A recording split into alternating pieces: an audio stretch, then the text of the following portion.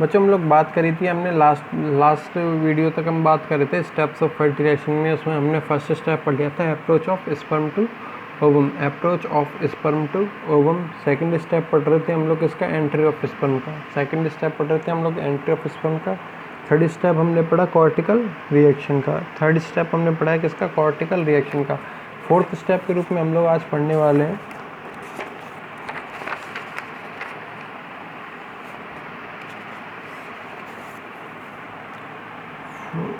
Fourth step के रूप में आज हम लोग पढ़ने वाले फ्यूजन ऑफ प्रोन्यूक्लियाई।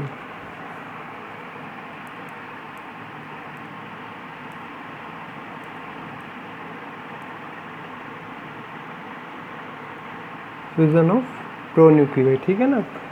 अब क्या हुआ था, हमने बात की कि इसके अंदर कुछ एग के अंदर क्या होगा, कुछ चेंजेस पाए जाएंगे। जैसे हमने बात की फर्टिलाइजेशन, कोन का फॉर्मेशन होना, विटलाइन मेम्ब्रेन किसमें, फर्टिलाइजेशन मेम्ब्रेन में चेंज हो जाए, प्रोटीन सिंथेसिस रेट बढ़ जाए और माइटोटिक डिवीज़न स्टार्ट हो जाए। उसके बाद में क्या हो प्रोसेस, जैसे ही स्पर्म ने किसमें एंटर की, आपके एग के अंदर एंटर की, जो स्पर्म होता है 180 डिग्री पे क्या हो जाता है, घूम जाता है। 180 डिग्री पे क्या हो जाता है, घूम जाता है,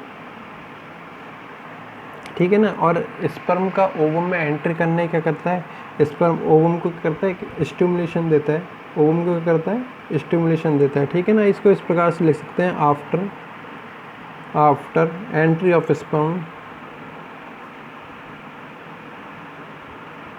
after entry of sperm in ovum, the head and the middle piece, जो कि सेंटर पार्ट होता है किसका स्पर्म का, middle piece of sperm rotates 180 degree. अब मान लो ये इस प्रकार से जा रहे थे, यहाँ से एक्रोसोम तो पहले ही हाइलोडेज का फॉर्मेशन किया था तो हट चुका था, ठीक है ना। अब यहाँ का पाया जाएगा, ओनली न्यूक्लियस पाया जाएगा, ठीक है ना। क्या पाया जाएगा, न्यूक्लियस। यहाँ पे क्या हो जाएगा, मिडिल पीस वाला पार्ट है, तो ये 180 डिग्री पे घूम जाएगा तो मिडिल पीस आ जाएगा, न्यूक्लियस पीछे की ओर आ जाएगा।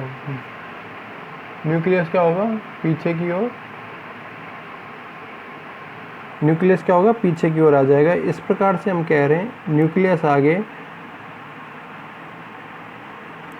ये क्या मिडिल पीस है। अगर इसको 180 डिग्री पे घुमा दिया जाए तो कुछ इस प्रकार की स्ट्रक्चर हमारे पास बनेगी।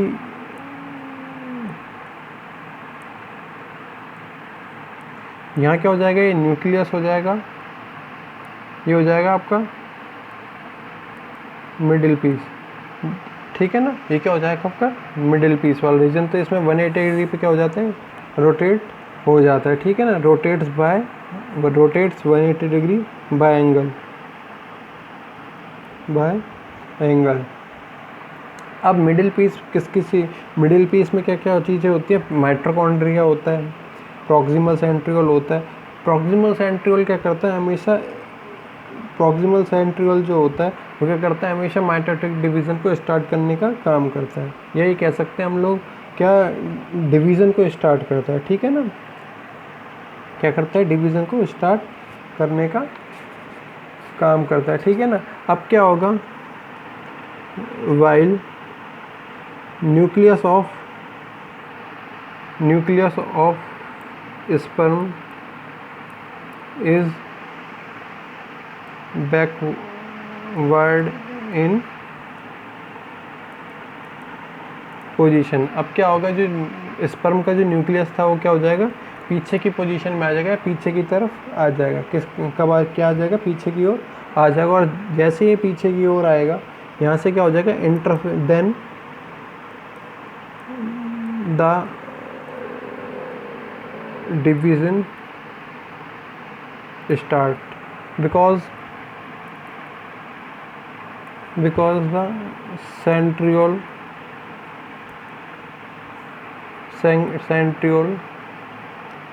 starts the spindle formation, formation, इसको इस प्रकार से समझ सकते हैं, यहाँ पे क्या था, न्यूक्लियस था, ठीक है ना, ये क्या हो जाए यहाँ पे क्या आ जाए, ये हो जाए न्यूक्लियस ऑफ स्पर्म, ये हो जाए आपका मिडिल पीस, ये एक एग के अंदर की स्ट्रक्चर है, ठीक है ना, ओके। जैसे ही आएगा ये मिडिल पीस में, हमने देखा मिडिल पीस वाला जो रीजन हम लोग पढ़ते हैं, इसमें क्या पाए जाते हैं, माइटोकॉन्ड्रिया पाए जाते हैं, साथ ही साथ क्या पाए जाते हैं, प्रॉक्सिमल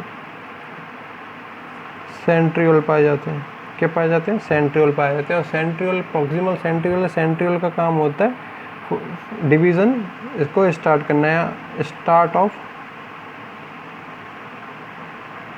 डिवीज़न, ओके, डिवीज़न को करना, स्टार्ट करना। अब ये वाला रीज़न था, इस रीज़न के होने से या सेंट्रियोल क्या करेगा, यहाँ पे डिवीज़न को स्टार्ट कर देगा। डिवीज़न हमेशा स्टार्ट होता है किससे, स्पिंडल फाइबर से। स्पिंडल फाइबर कुछ इस प्रकार की स्ट्रक्चर होती है जो कि क्या बनती है, हमेशा पोल्स में बनती है, जो कि क्रोमोसोम को बांधने का कार्य करती है। ये जो फाइबर्स, ये जो छोटे छोटे तंतु या हेयर लाइक स्ट्रक्चर्स दिख रहे हैं, इनको बोलते हैं हम लोग फाइबर, स्पिंडल फाइबर। इन पे क्या होते हैं, क्रोमोसोम पाए जाते हैं। आपने लास्ट ईयर आपने पढ़ा था, लास्ट ईयर आप लोगों ने पढ़ा हुआ है सेल डिवीज़न, ठीक है ना, उसमें हम लोगों ने अच्छे से पूरा का पूरा टॉपिक पढ़ा हुआ है, स्पिंडल फॉर्मेशन, इंटरफेस वगैरह, ठीक है ना। तो डिवीज़न चालू हो जाएगा, और डिवीज़न हमेशा चालू होता है किससे, इंटरफेस से। डिवीज़न हमेशा चालू होता है इंटरफेस से। उसके बाद में आती है क्या, प्रोफेज। उसके बाद में क्या आती है, प्रोफेज आती है।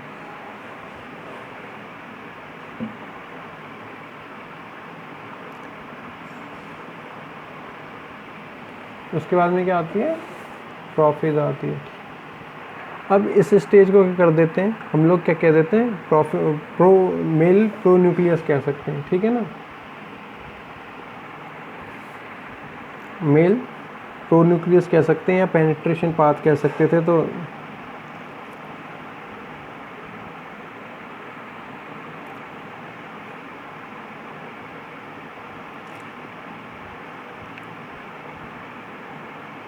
अब क्या होगा, यहाँ से जैसे फॉर्मेशन चालू हो जाएगा, जैसे क्या हो गया, यहाँ पे स्पिंडल का फॉर्मेशन चालू होगा। यहाँ पे क्या होगा, ये जो एग का न्यूक्लियस था या ओवम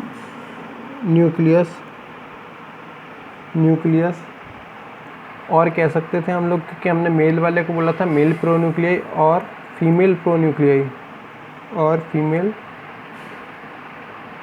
के न्यूक्लियस को हमने बोल दिया है female nuclei, becomes prepared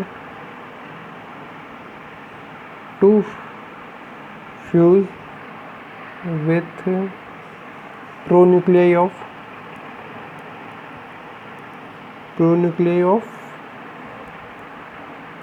sperms. जैसे स्पिंडल का फॉर्मेशन होगा, मिडिल पार्ट क्या होगा, बिल्कुल रप्चर हो जाएगा, गल जाएगा। अब ओनली स्पर्म में एक पार्ट बचा हुआ है, कौन सा, वो था आपका न्यूक्लियस। स्पर्म में क्या बचा हुआ है, न्यूक्लियस बचा हुआ है। अब अच्छा ठीक है ना, अब फीमेल का जो न्यूक्लियस था वो किसके साथ आसानी से फ्यूज़ हो सकता था, न्यूक्लियस के साथ फ्यूज़ हो सकता था, न्यूक्लियस के साथ क्या हो सकता था, फ्यूज़ हो सकता था। और जो एक पाथ बना हुआ है यहाँ पे, ये जो एक रास्ता बना था, हमने कौन में बात की, ये जो एक रास्ता बना हुआ है, इस रास्ते को हम लोग बोल सकते हैं क्या, पेनिट्रेशन पाथ, ठीक है ना, पेनिट्रेशन पाथ बोल सकते हैं, कॉपुलेशन पाथ बोला जा सकता है। The sperm penetration path, the sperm penetration path, male pronucleus moves directly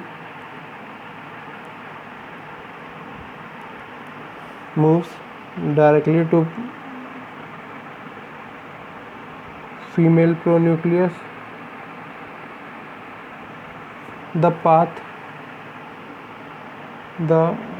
होता है रास्ता of sperm is known as copulation path, ठीक है ना। हमने क्या बात की, जैसे ही हमने जैसे ही इन दोनों का फ्यूज़न हो जाएगा, तो जिस भी रास्ते से फ्यूज़न होता है, जिस भी रास्ते से स्पर्म जाता है एग के न्यूक्लियस को, इस रास्ते को या इस पाथ को हमने बोला पेनिट्रेशन पाथ, ठीक है ना। या दूसरा नाम दे सकते थे हम कॉपुलेशन। कॉपुलेशन भी यही हमने शुरू में ही देखा था। कॉपुलेशन का मतलब ये होता है मेल और फीमेल का मिलना, मेल और फीमेल बॉडी का मिलना क्या कहलाता है, कॉपुलेशन कहलाता है। तो इस प्रकार से आपके ये 4 स्टेप्स कंप्लीट हो जाते हैं, 4 स्टेप्स क्या हो जाते हैं कंप्लीट। स्टेप फर्स्ट हमने बात की थी approach of sperm to ovum. Second हमने बात की एंट्री ऑफ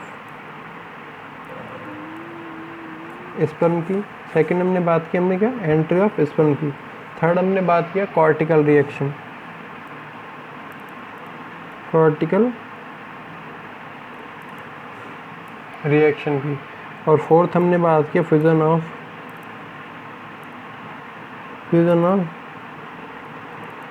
प्रोन्यूक्लियाई की, ठीक है ना। फ्यूजन का मतलब होता है मिलना, प्रोन्यूक्लियाई होता है फ्यूजन ऑफ न्यूक्लियस। इसको और भी लिखा जाए तो फ्यूजन ऑफ न्यूक्लियस, न्यूक्लियस का मिलना। किस किस के न्यूक्लियस, मेल और फीमेल गैमेट, स्पर्म और ओवम के न्यूक्लियस का मिलना क्या कहलाएगा, fusion of pronuclei. Cortical reaction ये होता है चेंजेस इन ओवम। ओके, इस प्रकार से कह सकते हैं। एंट्री ऑफ स्पर्म में कह सकते हैं लाइसिन और या पेनिट्रेशन, और भी अगर शॉर्ट फॉर्म में समझा जाए penetration of egg. Penetration of egg में हमने बोला था, पेनिट्रेशन ऑफ एग में हमने बोला था फर्टिलाइजन और एंटी फर्टिलाइजन पाए जाते हैं, फर्टिलाइजन और एंटी फर्टिलाइजन एंजाइम पाए जाते हैं, ठीक है ना। अब क्या होगा, अब एक्रोसोम जो स्पर्म का एक्रोसोम पार्ट होता है वो लाइसिन एंजाइम रिलीज करेगा। लाइसिन किस में चेंज जाएगा, हाइलुरोनिडेज एसिड में चेंज जाएगा, जो कि क्या करेगा एग मेम्ब्रेन, जो कि एग मेम्ब्रेन जैसे कि हमने बात की जोना पेलिसिडा और कोरोना रेडिया को क्या कर देगा, आसानी से पेनिट्रेट कर देगा। ये हो जाएगा आपका प्रोसेस एंट्री ऑफ स्पर्म का। कॉर्टिकल रिएक्शन में हमने बात की बहुत सारे चेंजेस होंगे, बहुत सारे क्या होंगे चेंजेस होंगे, जैसे कि फर्टिलाइजेशन कोन बन जाती है, ठीक है ना। विटेलाइन मेम्ब्रेन किस में चेंज हो जाती है, फर्टिलाइजन मेम्ब्रेन में चेंज होती है। प्रोटीन सिंथेसिस बढ़ जाता है, रेट ऑफ प्रोटीन सिंथेसिस बढ़ जाती है, माइटोटिक डिवीजन स्टार्ट हो जाता है। फ्यूजन ऑफ प्रोन्यूक्लियाई में हमने बात की है मेल का जो न्यूक्लियस था, जैसे ही वो एंट्री करेगा, ठीक है ना, मेल का जो स्पर्म है, स्पर्म में न्यूक्लियस पार्ट और मिडिल पार्ट ये क्या होंगे आपस में 180 डिग्री पे रोटेट हो जाएंगे, जिससे मिडिल पास क्या हो जाएगा, न्यूक्लियस के पास एग न्यूक्लियस के पास हो जाएगा। एग न्यूक्लियस के पास में आने पर जो मिडिल पार्ट में सेंट्रियोल्स पाए जाते थे, क्या पाए जाते थे, सेंट्रियोल्स पाए जाते थे। एक इसको बढ़ा देंगे, स्पिंडल फॉर्मेशन को बढ़ा देंगे, और स्पिंडल फॉर्मेशन से क्या होगा, यहाँ स्पिंडल फॉर्मेशन से हो जाएगा, यहाँ पे डिवीज़न स्टार्ट हो जाएगा। और डिवीज़न कौन सा, माइटोटिक डिवीज़न स्टार्ट हो जाएगा, इंटरफेज स्टार्ट हो जाएगी, ठीक है ना। इंटरफेज स्टार्ट होने के बाद भी स्पर्म में ओनली एक पार्ट बचेगा, कौन सा, न्यूक्लियस का। स्पर्म न्यूक्लियस का भी, स्पर्म का जो न्यूक्लियस है वो आसानी से किसके साथ हो सकता था, फ्यूज़ हो सकता था, फीमेल न्यूक्लियस के साथ फ्यूज़ हो सकता था। और इसी को हमने, इस प्रोसेस को ही हमने बोला है कि फ्यूज़न ऑफ प्रोन्यूक्लियाई, इस प्रोसेस को ही हमने बोला है क्या, फ्यूज़न ऑफ प्रोन्यूक्लियाई। ओके, तो ये पूरा प्रोसेस आपका यहाँ पे क्या हो जाता है, पूरा हो जाता है, क्या हो जाता है, पूरा हो जाता है। फिर आती है एक टॉपिक छोटा सा आता है, सिग्निफिकेंस ऑफ फर्टिलाइजेशन, कि ज़रूरी क्यों है फर्टिलाइजेशन क्या प्रोसेस है, वो ज़रूरी क्यों है। Significance of fertilisation.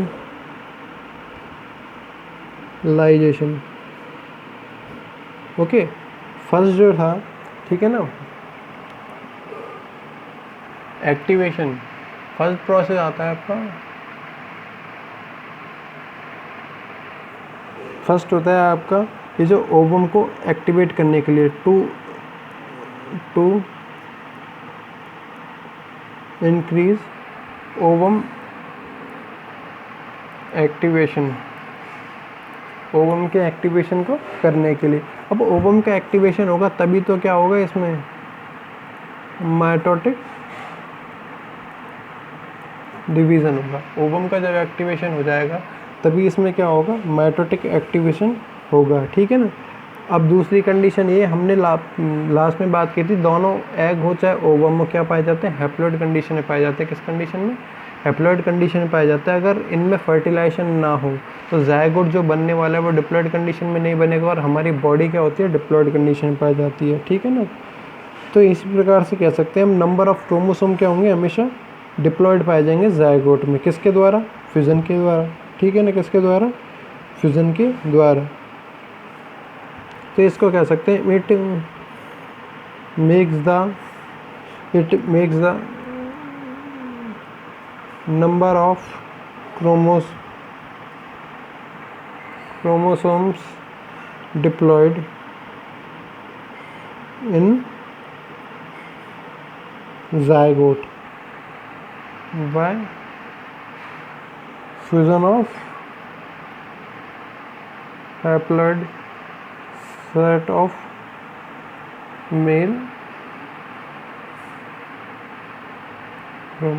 Mail chromosome का फ्यूज़न हुआ, मेल क्रोमोसोम का किससे हुआ फ्यूज़न, फीमेल क्रोमोसोम से होगा। ठीक है, तब जाके क्या बनेगा, ज़ायगोट बनेगा। ठीक है ना।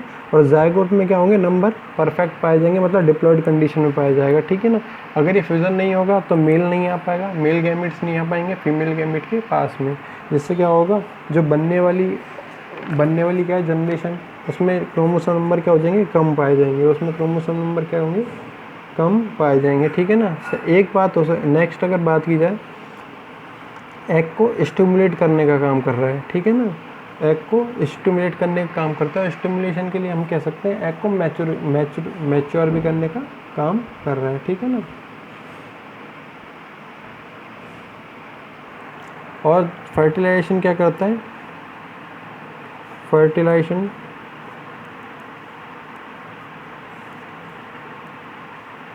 टेक अ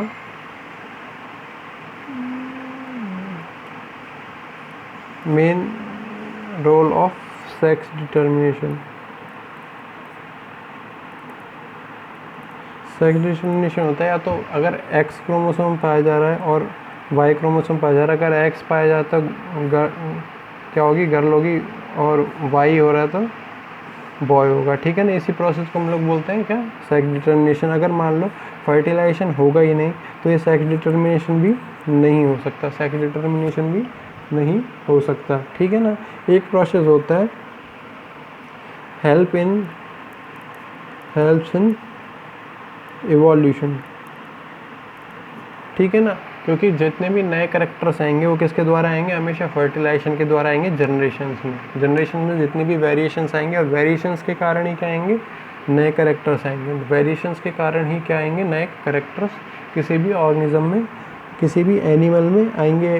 ठीक है ना। तो इसी प्रोसेस को कौन बढ़ावा देता है, फर्टिलाइजेशन का प्रोसेस बढ़ावा देता है। तो कुछ सिग्निफिकेंस ये हो जाते हैं। ठीक है ना। बाकी हम लोग करने वाले हैं नेक्स्ट वीडियो में। Thank you.